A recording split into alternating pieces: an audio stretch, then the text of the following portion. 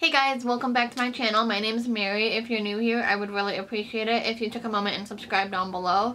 For today's video, I am doing my favorite eyeshadow palettes, and I have 4 here to share with you. I wanted to do this because, I don't know, I thought it would be kind of interesting to talk about if I ever needed to repurchase these or they got lost or stolen or something. These are the palettes that I would go out and repurchase. They are all high-end palettes, so I just prefer high-end eyeshadows. The drugstore does make some really good singles, such as the L'Oreal Infallibles, as well as the little Wet n Wild Brulee little single. It's just a cream shade, and that's really nice for the brow bone and everything like that. But yeah, I do have a more affordable option here for a little palette. So I'm going to start off with that first, and the first one being the Naked Basics 2 palette.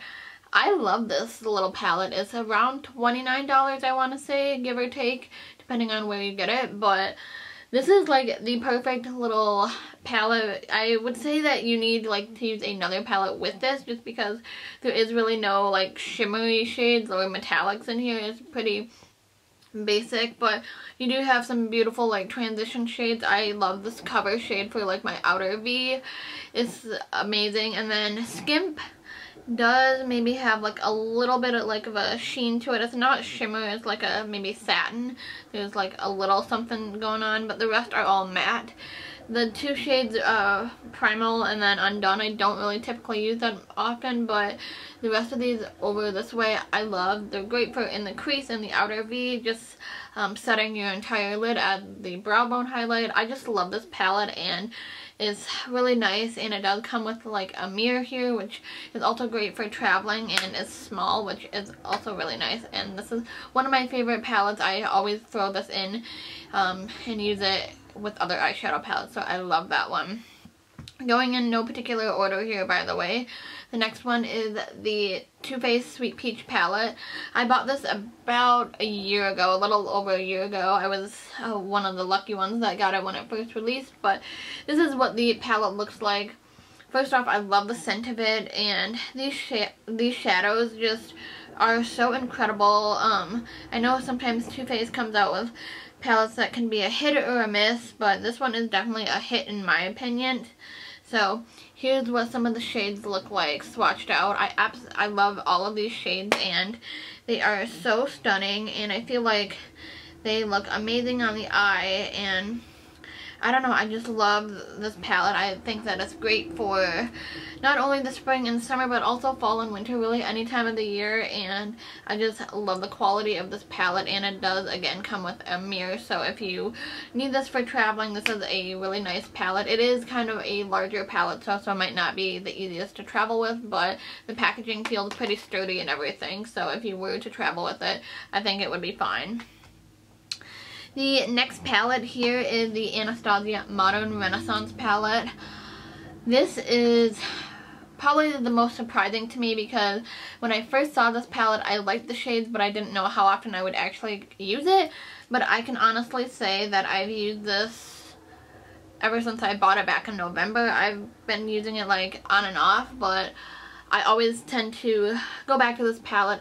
Every single shade in this palette blends so nicely, and it's just so easy to blend, and I just love the quality of this palette, and I think the shades in here work wonderful together, and there's not a bad thing that there's not something that I dislike about this palette. It's just amazing quality, and everybody raving about it. There's a reason why everyone's raving about it, is because it's really, really good, and this is by far one of my most surprised palettes. It was the palette that surprised me the most, I would say, and I love this. It's definitely one of my favorites for sure.